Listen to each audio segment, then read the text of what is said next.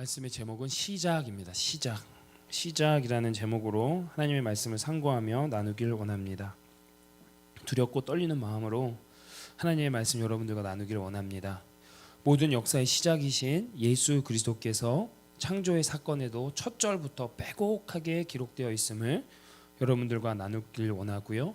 그 예수 그리스도의 구원의 역사와 우리 삶 가운데 간섭하고 계심도 우리 창조의 역사 가운데, 창조의 기사 가운데 빼곡하게 기록되어 있다는 것을 나누길 원하고 그걸 가지고 힘받기를 원합니다. 오늘 이제 창세기 강에 이제 진짜 이제 본론으로 이제 오늘부터 들어갑니다. 지난주까지는 제가 인트로덕션이었어요. 삶의 기초 다시 세우는데 우리의 기준은 하나님이 되어야 한다. 마루둑 같은 신이 나를 창조하고 인간을 창조한 게 아니라 하나님이 창조하셨다. 하나님이 여러분들 인생 가운데 주어가 되면 하나님이 주인이 되어 주신다. 저기 민선자매 죄송한데 괜찮으면 이 에어컨을 좀 떠주시면 좋을 것 같아요. 여기 저 밖에 좀 말씀해 주십시오. 네, 그래서 하나님이 우리의 주어가 되면 하나님이 우리 인생의 주인이 된다. 하나님이 기준이 되면 내가 기준이 아니라 하나님이 기준이 될 때 하나님께서 통치해 가신다. 이거 이렇게 말씀을 드렸습니다. 모든 헝클어진 문제의 실마리는 시작이 있습니다. 그래서 시작이 진짜 중요합니다. 그러면 시작이 누구냐? 이 세상의 시작은 누구고 내 인생의 시작은 누구고 우주와 이 모든 질서의 시작은 누구냐? 이거 정립해 가야 된다라는 거죠. 그 시작이 누구인지. 성경은 하나님에 대한 설명, 하나님에 대한 기원, 아니면 세상의 기원, 지구와 우주가 몇 년이 되었는지를 설명하거나 납득하거나 이해시키지 않고 있습니다. 성경은 1장 1절, 창세기 1장 1절부터 그냥 하나님의 구원사를 선포하고 있습니다. 여러분, 제가 마시는 이 물컵이 어떻게 생겼을까요? 이렇게 제가 질문을 드리면 여러분들은 어떻게 대답하실 겁니까? 이 중에서 이거 우연히 생겼겠죠 라고 얘기하시는 분은 아무도 없을 겁니다. 그렇게 얘기하시면 당장 일단 박유진 사모님을 만나서 상담을 해보시고 필요하면 의학적 도움을 받으셔야 해요. 이게 어떻게 생겼습니까? 라고 했을 때 그럼 어떻게 했죠? 어느 업체에서 만들었겠죠. 아니면 누군가가 만들었겠죠. 라고 얘기하는 게 상식 아닙니까? 그런데 왜 세상은 어떻게 생겼냐에 따라서 자꾸 우연히 생겼다고 그러고 충돌을 했다고 먼지와 먼지가 만나서 얘기했는지 저는 이해가 잘 안 됩니다. 개지적으로는. 그래서 계속 말씀드립니다. 논리 악유를 하고 싶지도 않고 논쟁을 붙고 싶지도 않고 설득하거나 이해하고 싶지도 않습니다.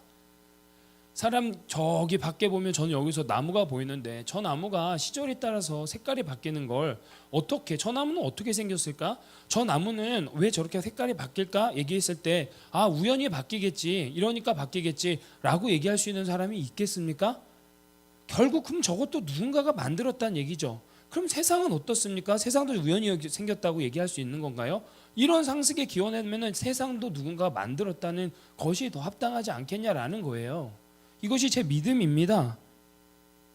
더 놀라운 하나님의 경의가 여기뿐만이 아니라 온갖 자연에 있고 우리의 인체 가운데 있고 전 정말 답답한 게 이런 거예요. 우리의 사소한 삶에 돌아보면 하나님께서 일하셨음에도 어찌 이렇게 인간들은 무지하고 연약하고 소위 바보스러운지 자꾸 잃어버리고 망각해가지고 그걸 잊어버린 다음에 자꾸 내가 주인이 되려고 한다라는 거죠.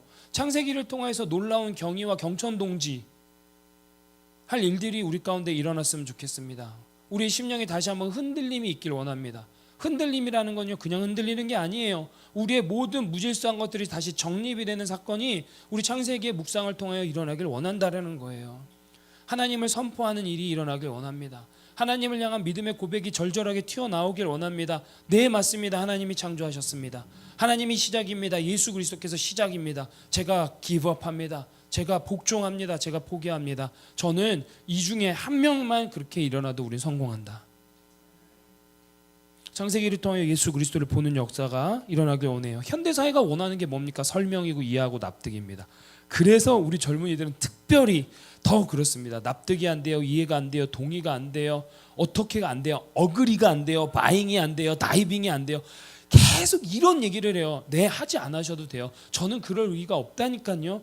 믿음의 문제이지 이해의 영역이 아니라라는 거예요. 하나님 절대 설득하지 않으셨어요.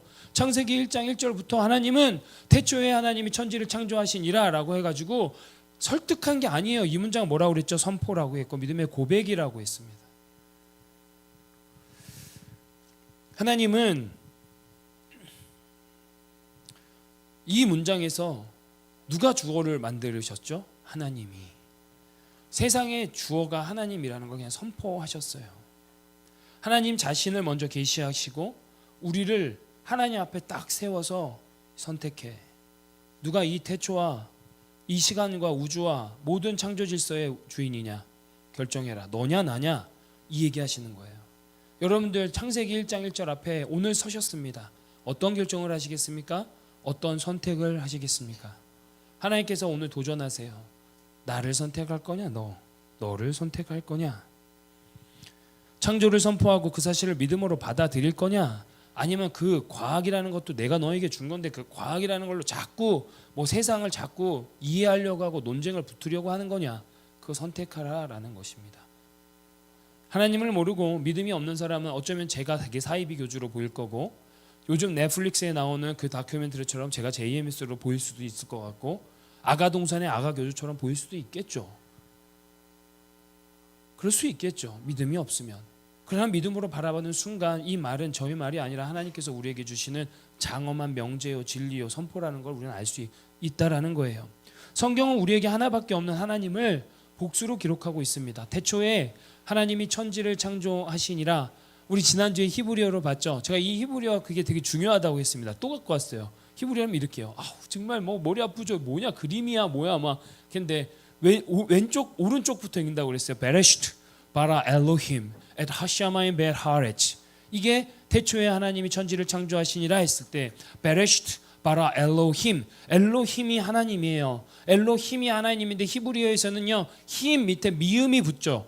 모든 일반적인 단어에 미음이 붙으면요, 미음이라는 단어 발음이 붙으면요 복수예요. plurals. 영어에서는 plural을 보통 어떤 걸로 만들죠? s를 붙이죠, 그렇죠? 근데 히브리어에서는 m을 붙여요. m. 엘로힘. 그러면 뭐예요? 복수예요. 하나님이 복수라는 거예요. 우리는 그래서 이 엘로힘 1절부터 삼위일체의 하나님을 보게 되는 거예요. 성부, 성자, 성령 하나님의 이 완벽하신 밸런스와 하모니로 창조가 이루어졌다라는 거예요. 이거를 뭐라고 하냐면 장엄복수라고 해요. 장엄복수. 장엄하신 하나님의 복수. 근데 이 신비가 있는 거예요. 자 보세요. 엘로힘 복수인데 앞에 바라가 있어요. 바라. 바라라는 동사는 만들다라는 뜻인데 단수 동사입니다. 장엄 동사예요. 자 주어는 엘로힘 복수인데 동사는 단수를 쓰고 있어요. 이거는 유대인에서 누구에게만 사용하는 거냐? 하나님께만 있는 신비입니다. 삼위의 하나님께서 하나가 되어서 창조하셨다. 삼위의 하나님, 성부, 성자, 성령 하나님이 하나이시다. 여러분 이 삼위일체도 놀라운 신비예요. 얼마나 더 설명할 수 있겠습니까? 목사님 저를 설득시켜 보세요. 어떻게 그게 같아요? 어떻게 그게 하나가 돼요? 예, 말 못하죠. 저도 다 설명할 수 없어요. 삼위일체는 신비로 남겨져 있는 영역입니다. 이걸 근데 우리는 믿게 된다는 거죠. 성부, 성자, 성령 하나님이 계시고 이분이 하나이시고 그러나 또 각기 다른 영역에 일을 하시고 근데 이건 하나의 하나님이시고 그렇기 때문에 바라라는 단수를 사용하고 있는 신비가 있다라는 거예요. 그 유대인들은 엘로힘, 바라 엘로힘 하면 이 하나님의 놀라우신 속성과 그 신비를 알 수 있다라는 거죠. 현대인의 신이라고 생각하는 개념과 전혀 다른 신입니다. 유일합니다. 이 세상의 유일한 신이 이겁니다. 주어는 복수로 쓰면서 동사는 단수로 쓰고 있어요. 베레시트 바라 엘로힘. 설득되지도 않습니다. 이해도 안 되고 논리와 지각으로 설명이 되지 않지만 정말 계시고 행하시고 일하시는 하나님을 우리는 믿습니다. 이것이 은혜죠. 이것이 은혜예요. 이게 믿어지는 게 은혜예요. 그렇기 때문에 다시 한번 여러분들 앞에 창세기 1장 1절을 가지고 하나님은 결단을 촉구하시는 거예요. 믿음의 결단을 해보아라. 역사의 주관자가 누냐? 나 바로 창조주 여호와 하나님이다. 그 여호와 하나님께서 천지를 창조하시고 우리를 창조하셨다라는 거예요. 천지를 창조하셨다라고 했어요. The heavens and the earth. 그렇죠? 여기서 천지를 창조하신다라는 것은 그야말로 그냥 하늘과 땅을 지었다는 얘기가 아닙니다. 하늘과 땅의 범위를 얘기하시는 거예요. 자, 아이들한테 보라한테 보라야 엄마 사랑해 라고 하면은 보라가 뭐라고 합니까? 엄마 사랑하는데 어떻게 둘 다가 나오죠? 예, 엄마 사랑해 하면 뭐라고 그러죠? Yes, I love you 하죠. 엄마 아빠 중에 누구 사랑해? 그럼 둘 다 사랑한다 얘기할 거고. 자, 그러면 그 다음에 물어봐요. 우리가 흔히 뭐라고 물어봐요? 그 다음에 얼만큼 사랑해? 이렇게 물어보지 않습니까? 물어본 적이 없는 것 같아요. 하늘만큼 땅만큼 사랑해 이렇게 나오잖아요. 또 조금 더 디테일하고 스마트한 애는 뭐라고 그래요? 맨 처음엔 이만큼 많이 사랑해 그래. 그러면 그 다음에 질문이 뭡니까? 그럼 얼만큼 많이 사랑해? 그럼 어때요? 하늘만큼 땅만큼. 여기가 우리 교회에서는 이제 보통 이쪽이 이제 그 양육자들인데, 이 양육자들 지금 제 얘기 한 명도 어그리가 안 되는 것 같은 그런 대화를 안 하셨나요? 혹시 안 하나요? 아직은 안 해요. 할 예정입니까? 네, 해보십시오. 저는 해봤고. 여기는 어떻습니까? 경험이 있으십니까? 없으십니까? 청년들 예스하면 큰일 나요. 네, 청년들 예스하면 큰일 나. 있죠. 우리는 얼만큼 사랑해? 하늘만큼 땅만큼. 그러면 그 하늘만큼 땅만큼이 진짜 이 하늘이고 땅이에요? 아니죠. 자기가 가진 온 우주만큼 사랑하는 거예요. 이 천지를 창조하시라는 개념의 유대의 개념은 뭐냐면 하늘과 땅, 이 모든 공간을 다 창조하셨다라는 얘기입니다. 이거를 우리가 알아야 된다라는 거죠. 하늘과 땅만이 아닌가? 이 세상, 이 우주의 충만한 유형 무형의 모든 존재를 다 창조하셨다라는 그 선언을 하는 거예요. 첫 번째, 태초에 하나님이 계셨다라는 선언. 그리고 그 태초에 계신 하나님께서 온 우주 만물을 창조하셨다는 선언. 이 선언, 이 존재와 이 상태와 이 만드심의 선언을 전제로 우리는 창세기를 들어가야 되는 거예요. 이걸 믿는 믿음으로 갈 때, 그러면 이 창세기를 통해서 흐르시는 깊은 하나님의 메시지는 무엇인지를 우리가 발견할 수 있다라는 거예요.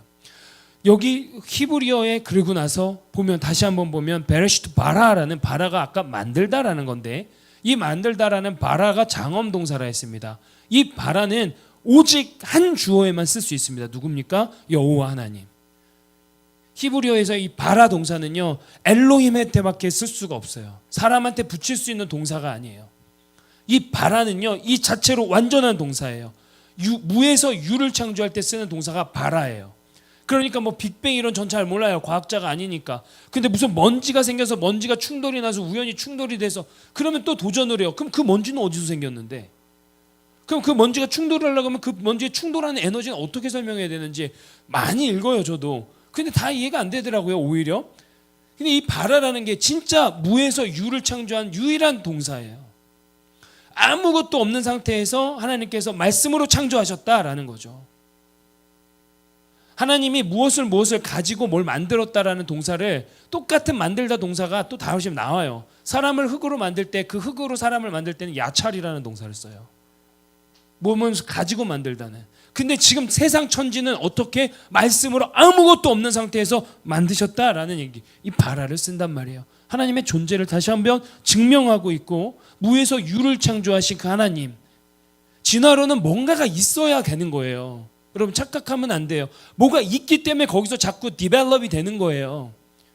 근데 창조는 그거랑 비교할 게 아니에요. 아무것도 없는 상태에서 지어졌다라는 거예요. 창조 아니라 바라. 그러니까 제발, 지난주에 에누마 엘루시 뭐 그런 신화도 얘기했잖아요. 마루둑이 나를 창조한 게 아니라 여호와 하나님이 온 세상 만물 창조하시고 인간을 창조하셨다. 이 명제의 진리가 선포돼야 될 줄 믿습니다. 이게 믿어지기를 소망해요. 태초에 하나님이 천지를 창조하시니라. 자, 그러면 이제 1절을 조금 더 보겠습니다. 베레시트라고 했어요. 저는 오늘 1절과 5절을 통하여서 굉장히 조금 빠르게 진행될 수 있습니다. 여기에서 예수 그리스도가 빼곡히 증명되고 상징되고 예견되고 보여지고 표현되고 있음을 여러분들과 나눌 거예요. 그리고 그 구원의 역사, 구원의 계획, 구원의 실행이 언제? 창조의 시점, 태초의 시점부터 지금까지 흐르고 있었다는 걸 여러분들과 나누고 싶어요. 여기 안에 그리스도 예수가 있음을 여러분들과 나눌 겁니다. 베레시트, 이게 두 단어가 합성된 말이에요. 베는 뭐냐? 베트가 뭐라고 그랬죠? 집. 또 다른 전치사로는 뭐뭐 안에, 뭐뭐를 위하여, 뭐뭐를 통하여, 뭐뭐 때문에 라는 뜻이 있어요. 그러면 여기는 전치사예요. 그 다음에 레시트는 뭐냐면 처음, 첫 것. 시작, 근본, 근원, 기원, 오리진 이걸 나타낸단 말이에요. 그러면 이 레시트가 어디에 쓰였는지를 보면 조금 더 여러분들 이해하실 거예요. 레시트가 레위기 23장 10절에 이렇게 얘기해요. 이스라엘 자손에게 말하여 이르라 너희는 내가 너희에게 주는 땅에 들어가서 너희의 곡물을 거둘 때에 너희의 곡물의 첫 이삭 한 단을 제사장에게 가져갈 것이요. 영어로 보면 the first fruit. 첫 이삭. 이게 킹 제임스 번역에서는 첫 열매로 되어 있습니다. 이 첫 열매, 여기가 레시트예요. 이 첫 열매가 레시트란 말이죠. 똑같은 레시트에서 그 레시트를 쓰고 있어요. 그러면 이 레시트가 어떻게 성경적으로 신약에 와서 해석이 되는지 좀 봤으면 좋겠어요.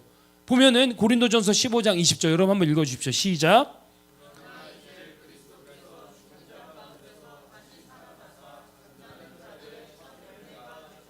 믿으십니까? 아멘. 여기에 첫 열매 빨간대로 영어 성경 똑같은 단어 쓸 수 있습니다. The first fruit. 이 first fruit가 아파르케라는 헬라어를 쓰는데 이게 다시 히브리어로 번역됐을 때 그 단어가 뭡니까? 레시트. 이해되십니까? 처음 레시트는 결국 창세기에 시작된 그 레시트가 성경 전체를 관통하면서 누구를 향하고 있는 거죠? 예수 그리스도를 향하고 있다라는 거예요. 그러면 이 예수 그리스도를 향하고 있다고 하면 골로새서 1장 16절은 우리의 창조를 그리고 예수 그리스도를 통한 이 만물의 창조를 어떻게 이야기하고 있는지 보면 좋겠어요. 만물이 그에게서 창조되되 하늘과 땅에서 보이는 것들과 보이지 않는 것들과 혹은 왕권들과 주권들이나 통치자들이나 권세자들이나 만물이 다 그로 말미암고 그를 위하여 창조되었고 17절 또한 그가 만물보다 먼저 계시고 만물이 그 안에 함께 섰느니라. 되게 이해되죠 이제. 이 어려운 말들이 다 이해 풀리죠. 자 18절 여러분 읽어주십시오. 시작.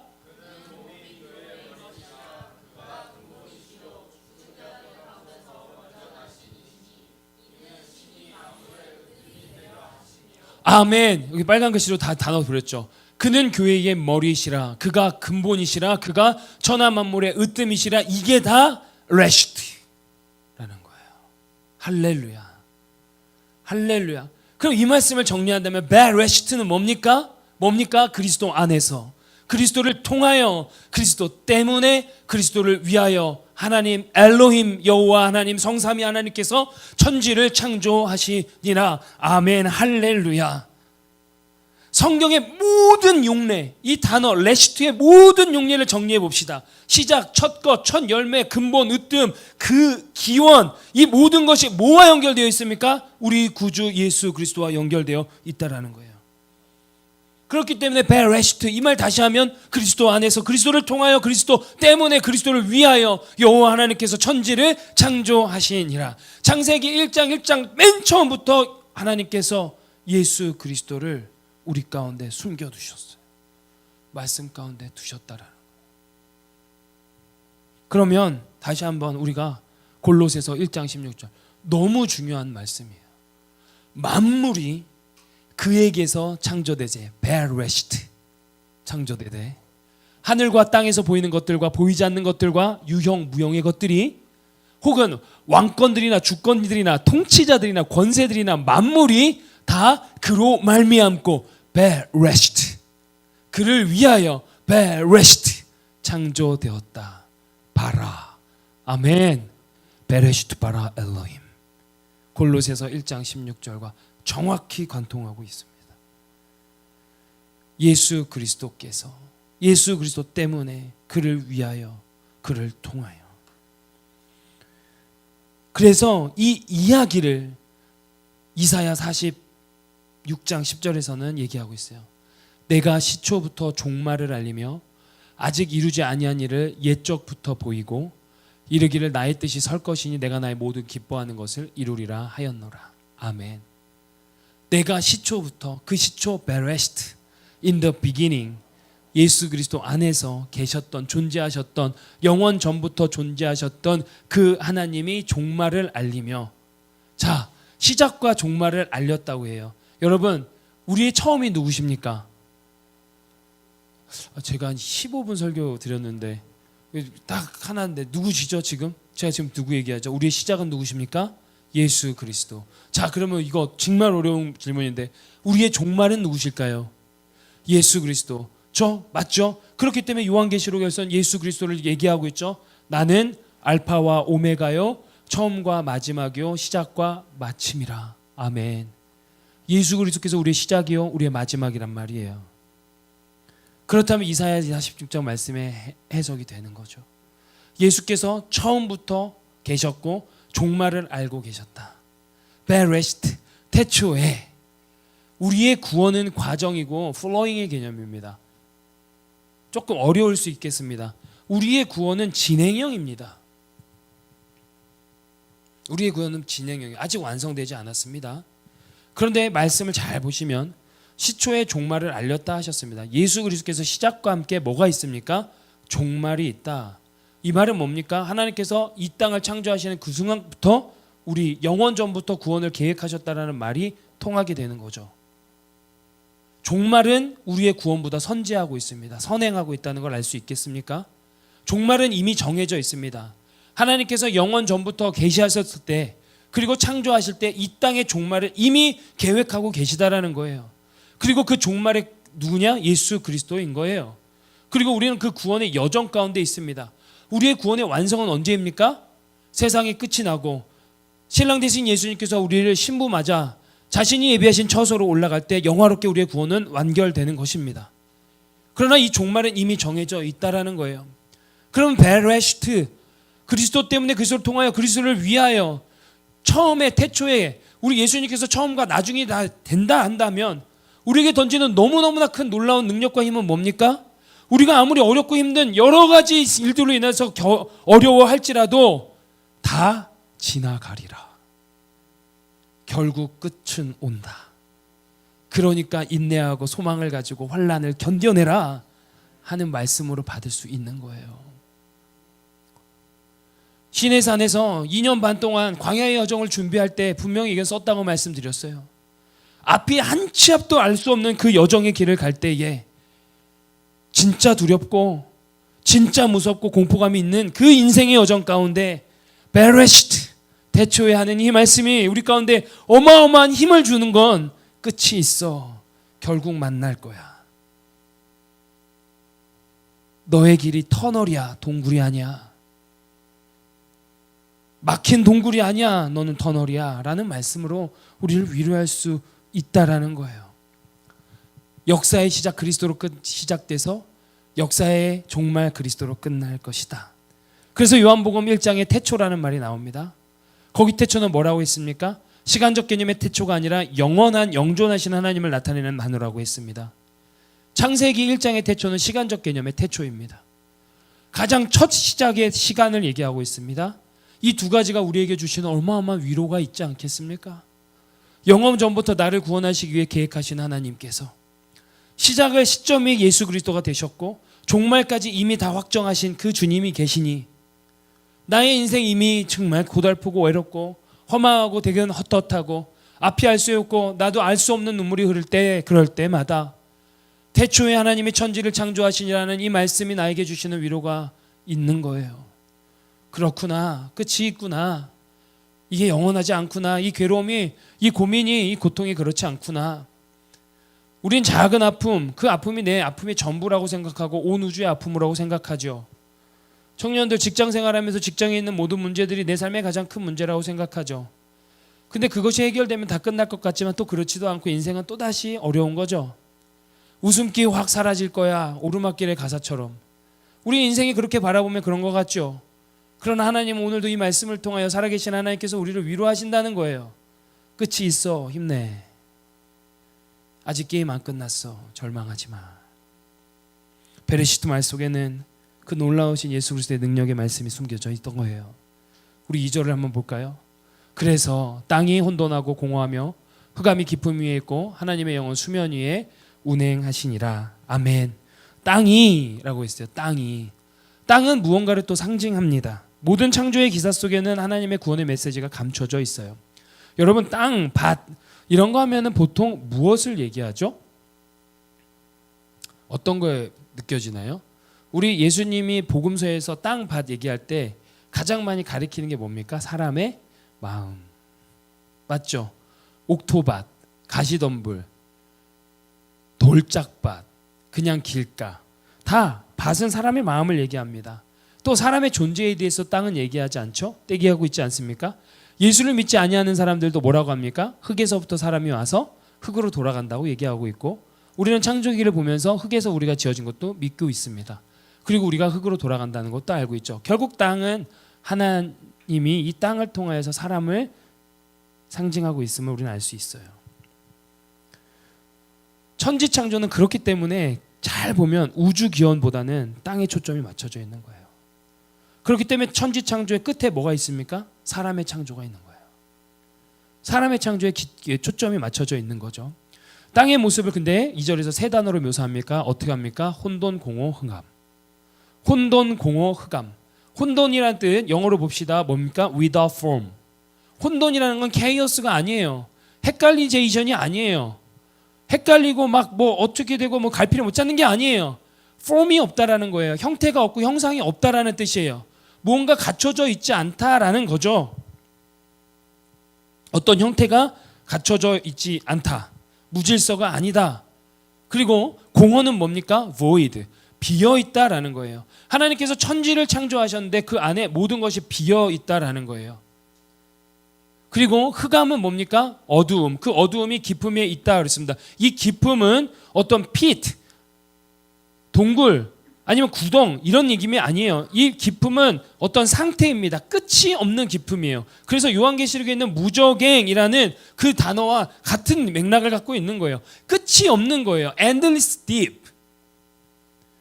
끝이 없는 그 깊음의 어두움 가운데 있다라는 거죠. 혼돈, 공허, 흑암. 천지를 창조하셨는데 그 천지가, 그 세상이 혼돈, 폼이 없었고 형체가 없었고 흑암, 어두웠고 빛이 없었기 때문에 공허, 아무것도 채워진 게 없어요. 그러니까 이 이유로 하나님의 창조는 어떤 겁니까? 여기에 채워 넣는 거예요. 채워 넣는 거예요. 자, 그런데요. 이 보면 사람이라고 했어요. 이 혼돈, 공허, 흑암, 사람에 대해서 구약 성경에서 표현을 해요. 그게 어디서 하냐면 예레미야에서예요. 사람의 마음이라고 했어요. 사람이라고 했어요. 땅이 혼돈하고 공허하고 흑암이에요. 이스라엘 백성이 하나님을 떠나서 영적인 바닥을 칠 때 그 상태를 예레미야서는 혼돈, 공허, 흑암이라고 얘기하고 있어요. 예레미야 4장 23절입니다. 여러분 읽어주시겠습니까?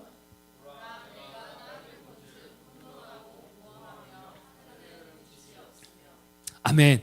창세기 1장 2절에 있는 땅의 모습을 그대로 사용하고 있습니다.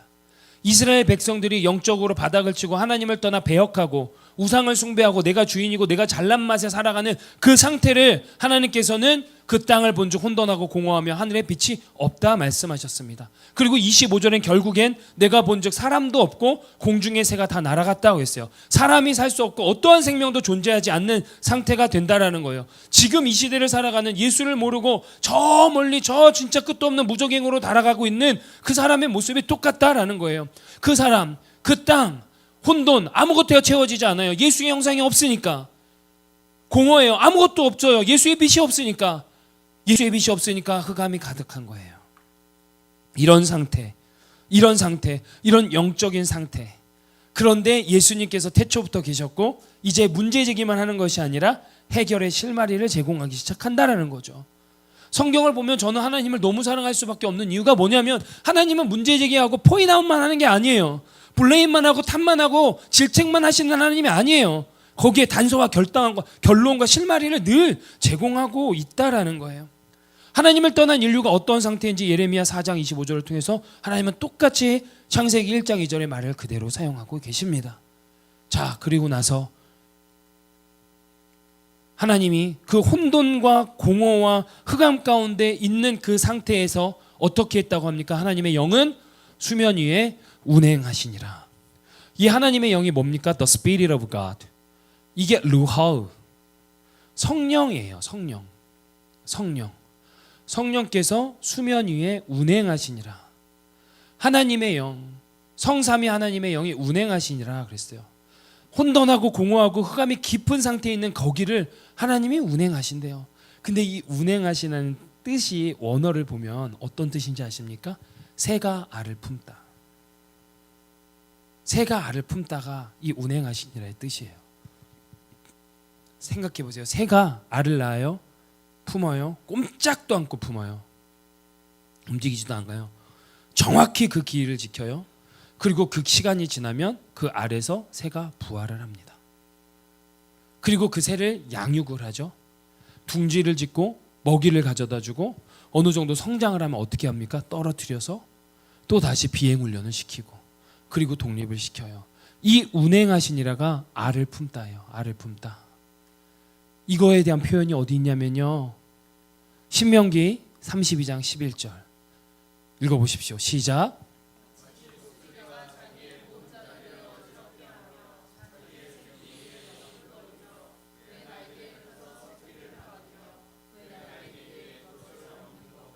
아멘.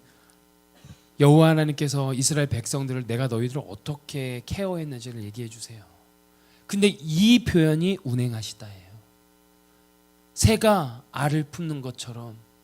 그렇다면 우리가 하나님을 떠나서 우리의 상태 어땠습니까? 혼돈공허 흑암이 깊음 위에 있던 그 상태에 있는 우리 백성들을, 자신의 자녀들을 운행하시는 하나님께서 우리를 사랑으로 품으시고 있다. 방치하신 게 아니라 하나님께서 흑암 위에, 그 수면 위에 운행하시니라는, 나 여전히 이렇게 공허와 흑암과 어둠 가운데 있지만 나를 알을 품듯이 주의 날개로 품으신다라는 거예요. 그렇다면 창조의 근원이 뭡니까? 사랑이라는 거예요. 하나님 왜 창조하셨냐라는 거예요. 심심해서? 할 일이 없어서? 따분하니까? 그거 아니라 우리를 사랑하셔서 세상을 창조하시고 우리를 만드셨어요. 그리고 그 창조의 질서 가운데 벌써부터 구원의 그림을 두신 거예요. 그러니까 창조와 구원의 가장 큰 선제적 가치가 뭐겠냐고요. 창조의 기본되는 가치나 뭐겠냐 이런 거예요. 창조의 핵심 가치는 사랑이다. 믿으시길 소망합니다. 사랑해서 우리를 창조하신 거예요. 이거 알면 우리의 정체성을 알게 돼요. 우리 왜 창조하셨다고요? 사랑하니까. 그러면 우리의 자존감 어때야 되는 거예요? 절대 떨어질 수 없는 거 아닙니까? 내 존재 가치를 알게 되는 게 자존감이에요. 내 스스로의 존재가 어떠한 존재인지를 세상 천하보다 귀하다 여기시면 나를 창조하신 하나님의 그 사랑을 알게 되면 내 자존감은 떨어질 수가 없는 거예요. 이게 제대로 워킹하기 시작하면 여러분 자존감이 안 떨어지는 거예요. 자존심은 상할 수 있어요. 자존심 다 필요 없다 하지만 솔직히 저는 말씀드리자면 그렇게 뭘 못하겠어요. 자존심 상하지. 열받고 화나고 진짜 어떻게 하고 싶죠. 그 인간이죠. 그 인간의 연약한 그대로 고백하자는 거예요. 자존심 떨어지면 기분 나쁠 수 있고 상처받을 수 있죠. 그런데 그 자존심 떨어졌다고 자존감까지 떨어지면 안 된다는 얘기를 드리고 싶은 거예요. 우리의 자존감은 벌써 창세기부터 들어오는 거예요. 창조의 핵심 가치, 창조와 구원의 선제적 가치, 사랑. 그리고 이 성경의 전체적으로 흐르는 한 키워드 사랑. 이 사랑의 극심한 결정체 뭡니까? 예수 그리스도의 십자가. 그러니까 이 성경이 69권이 31,129절이 되는 이 구절을 통하여서 하나님 딱 하나 얘기하고 싶다라고 하면 사랑. 예수 그리스도를 통하여 그 사랑의 입증, 확증. 그러니까 로마서 5장 8절, 우리가 아직 죄원 됐을 때 예수께서 십자가에 자기를 내어주심으로 자기의 사랑을 확증하셨느니라가 여기에서 나올 수 있다라는 거죠. 그러니까 성경의 가장 중심 구절 3장 16절, 요한복음 3장 10절 뭐죠? 하나님이 세상을 이처럼 사랑하사 독생자를 주셨다라는 거죠. 창조의 이 질서를 통하여서 이 2절 한 구절을 통하여서 창조의 핵심 가치가 사랑이고 내 존재가 얼마나 뛰어난 존재인지를, 내가 뛰어나서가 아니라 하나님이 나를 그렇게 뛰어나게 하셨다라는 겁니다. 그게 우리예요. 그게 우리라고요. 우리를 그렇게 사랑하셨다고요. 병아리를 살리기 위해서 인간을 찢어 죽여가지고 병아리에게 먹이를 주긴 것과 똑같은 사건, 그거보다 더 심한 사건이 예수 그리스도의 사랑의 사건이라는 거예요. 어찌 피조물인 우리를 살리기 위해서 창조주 여호와 하나님께서 이 땅 가운데 내려오셔 십자가에서 죽으셔서 자신의 몸을 다 찢기고 그 살을 먹어야 산다고 하셨습니까? 그 피를 마셔야 산다 하시지 않습니까? 우리가 지금 40일 렌트 기간을 지나고 있는데 우리가 묵상해야 될 건 이거라는 거죠. 하나님의 사랑이 얼마나 큰지 창세기를 통하여 발견하길 소망합니다. 그 천하보다 귀한 우리에게 우리를 사랑하셔서 자신의 독생하신 아들을 내어주신 거예요. 잘 생각하세요. 아들을 내어주신 게 아까워서 우리를 사랑한 게 아니에요. 내 아들 하나밖에 없는 아들 줘서 그거 너무 아까워서 우리를 사랑한 게 아니에요. 우리를 사랑하셔서 자신의 아들을 내어주셨어요. 이걸 정확히 아셔야 돼요. 근데 이 창세기 1장 2절부터 온 수면 위에 운행하시니라가 갖고 있는 그 깊고 오묘한 구원의 진리가 있다라는 겁니다. 그리고 그 예수 그리스도께서 이제 빛이 만드시기 시작해요. 하나님이 이르시되 빛이 있으라 하시니 빛이 있었고 빛이 하나님이 보시기에 좋았더라. 하나님이 빛과 어둠을 나누사. 처음 만드신 것이 빛입니다. 이 빛에 대한 해석에 분분합니다. 많은 신학자들이 뭐 영원한 빛이고 영적인 빛이고 또 아니면 누군 태양이라고 얘기하고 아니면 그 태양 뒤에 존재하는 어마어마한 에너지라고도 얘기하고 아직 결론이 안 났습니다. 그냥 저도 이렇게 따라가는 이론은 있습니다. 그러나 저는 오늘 이 얘기를 드리고 싶은 게 아닙니다. 우리가 예수 그리스도를 1장과 2절을 통해 발견하는데 하나님께서 가장 먼저 창조하신 게 빛이에요. 여러분 성경에서 빛은 결국 어디로 또 귀결됩니까? 제가 억지 부르는 거 아니지 않습니까? 요한복음에서 우리 배웠지 않습니까? 예수님은 세상의 빛이라. 그 빛이 창조되고 나서 태양은 넷째 날 창조돼요.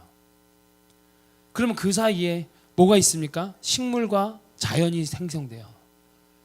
그럼 태양이 아니라 하나님께서 첫째 날 창조하신 그 빛으로 말미암아 뭐가 들어갑니까? 생명이 들어가는 거예요. 그럼 결국 이 빛은 예수 그리스도를 또 상징하고 있구나. 베레시트에서 시작된 예수 그리스도가 우리의 혼돈과 공허와 흑암 가운데 우리의 상태를 알품듯이 그 날개로 품으신 예수 그리스도께서 이제 빛이 되어서 혼돈과 공허와 흑암 가운데 있는 우리의 이 공간들을 밝히고 계시다. 할렐루야. 이걸 보시고 하나님이 뭐라고 합니까? 좋았더라 말씀하세요. 이거는 히브리어로 토브예요. 그래서 전에도 말씀드린 토브라는 단어로 많은 뭐 업체도 있고요. 찬양팀도 있어요. 토브. 기억하시면 좋아요. 유식하잖아. 좋았더라. 이 토브는요 그냥 것이 아니에요. 적절함과 적당함이 있어요. 적당한 건 뭐예요? Not bad. 이 정도 아닐까요? It's okay. So. 적당함은 대충 그냥 괜찮다라는 거죠. 근데 이 하나님이 보시기에 좋았더라는 적절함이에요. 적절함은 완벽하게 좋은 거예요. 하나님께서 생각하시는 그 딱 위치에 그 딱 타이밍에 하나님께서 그대로 두시고 행하신 거를 좋았더라 토브라는 얘기를 하고 있어요. 선하다는 거죠. good, 선하다. God is good all the time. all the time God is good. 그렇기 때문에 이 토브가 어떻게 설명이 되냐? 우리가 로마서 8장에 보면 뭡니까? 하나님을 사랑하는 자 곧 그 뜻대로 부르심을 입은 자들에게는 모든 것이 합력하여 뭐를 이룬다? 선을 이룬다. 그 선이 토부 여기 좋았더라입니다. 하나님께서 빛을 혼돈과 공허와 흑암 가운데 비추기 시작하셔서 보기 시작하는데 하나님이 매 창조하실 때마다 마실 때마다 뭐가 있습니까? 보시기에 좋았더라. 그리고 마지막 여섯째 날 인간을 창조에게 뭐래요? 보시기에 심히 좋았더라. 가장 좋아했다는 거예요. 인간이 자신이 원하져 있는 그 설계하신 그 위치에 딱 맞도록 있는 순간 하나님이 좋았더라 하는 거예요. 자, 그럼 여기에서 우리의 위로가 뭐예요? 하나님이 우리의 공허함, 우리의 혼돈 가운데 형상화되지 않아 있고 흑암 어두움 가운데 있는데 예수 그리스도 빛 대신 유진께서 우리를 비추는 순간 우리의 삶이 이제 토브, 좋았더라, 선한 삶으로 바뀌기 시작하는 거예요. 그러니까 지금 우리가 살아가는 삶 가운데 고통, 아픔, 괴로움, 절망, 알 수 없는 뭔가 답답함, 불안함, 두려움 모든 것이 점철되어 있지만 그런 것들이 하나님께서 적절함 가운데 하나님께서 설계하신 나의 인생 가운데 하나 둘씩 두기 시작하면 마지막에 그 종말에 완성하신 예수 그리스도께서 오실 그때에 우리가 무엇을 고백한다는 거예요? 선을 이루느니라. 나는 내 눈으로 보기에 내 고통이 검정색이고 괴로운 거지만 이 말씀을 보실 때 하나님 보시기에 좋았더라 토브라는 이 단어를 붙잡는 순간, 그래 하나님 다 옳지, 그러니까 이거마저도 하나님 손해 안 보시고 선하게 사용하실 거야 하는 소망을 갖게 된다는 거. 할렐루야. 아멘. 아멘. 아멘.